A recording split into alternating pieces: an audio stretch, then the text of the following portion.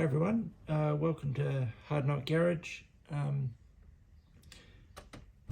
to do a couple of videos of, or maybe 3 or 4, break them down a wee bit, of disassembling a auto art Holden panel van.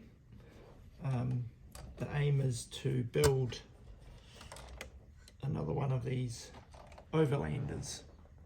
So I have to take the chassis out at the very least, so I can modify it to put the Land Cruiser chassis in.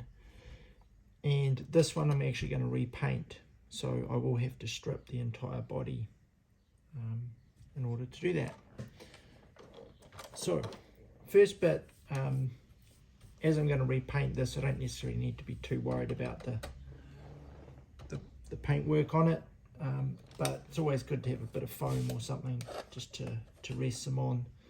So typically with most models there's some screws on the underside that need to come off. Looks like there's at least 4 in there, and I'll just check because yeah, this has caught me out before on these. There's 2 little screws just in the very corner of the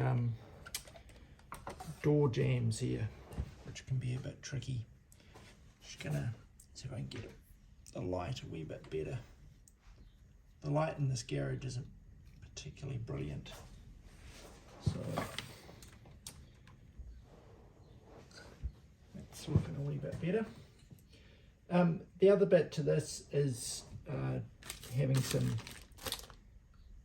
bags just to keep everything in, all your little bits of screws and things, and I usually write a label on them.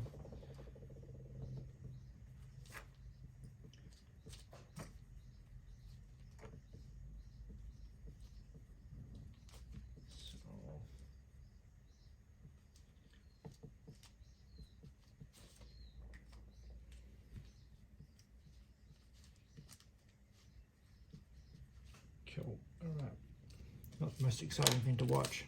Okay, so let's get into it. I've got a variety of flat head and kind of Phillips type screwdrivers here, so sometimes different ones work better than others.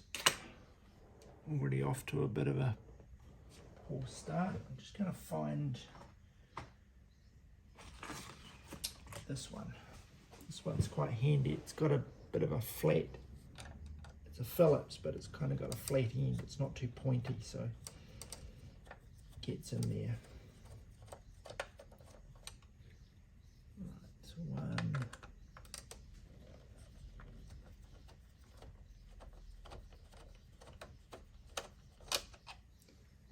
2,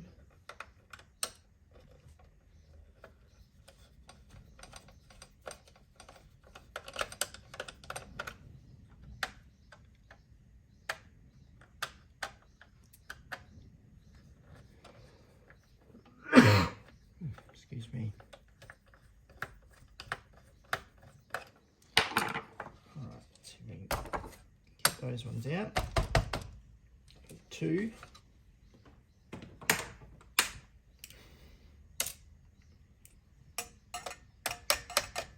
These magnet pickups are quite helpful.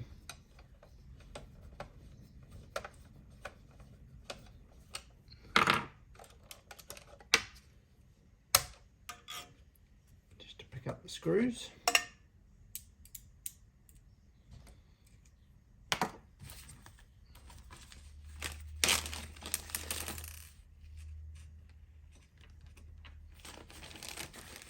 Okay, and then the 2 in the door jambs.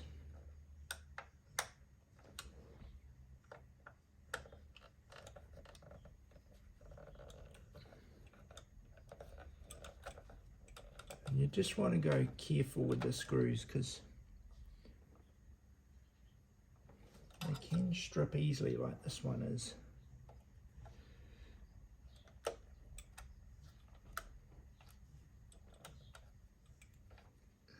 And they can get a bit tricky because you may have to drill them out or something, which is not really what you want to be doing.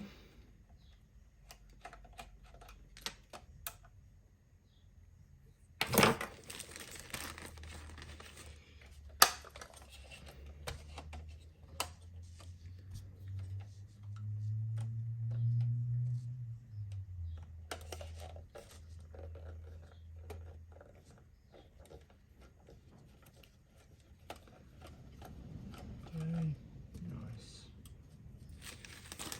Okay. Right, so in theory that should come out. Of course I may have missed some screws, so I'm just going to have another look. Sometimes you've got to take the bumpers off too. I don't think there's any other screws. So let's just see what.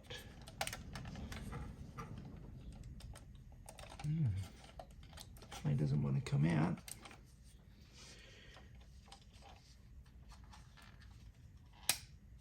Yeah, just gonna pop this under tray off.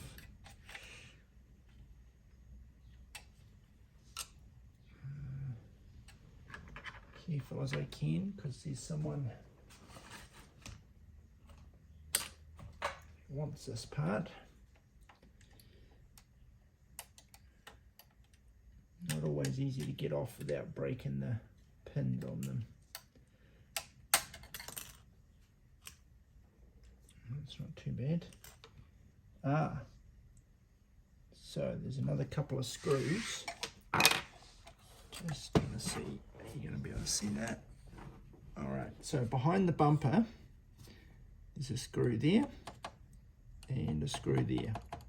So I'm gonna have to take the bumper off to get at those, which should just lever out nice and gently.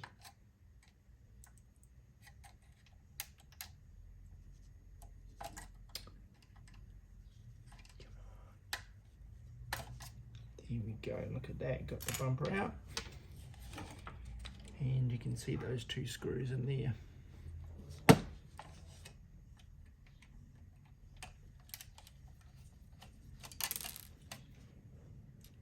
It's close.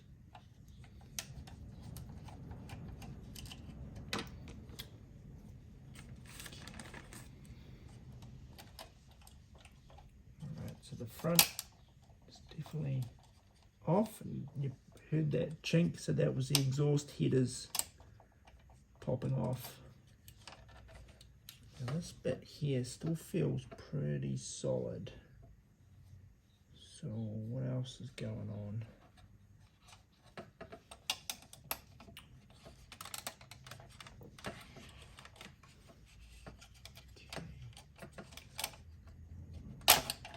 There we go, look at that. Just a little bit of gentle persuasion, and there's the entire chassis. Okay, some of which I am going to be using on the Overlander. And then you're left with that bit. So this is kind of where I got to with the last Overlanders, and then just modified all that to suit. But as I said before, I'm now going to have to take all of this apart as well. So we'll do that in part 2.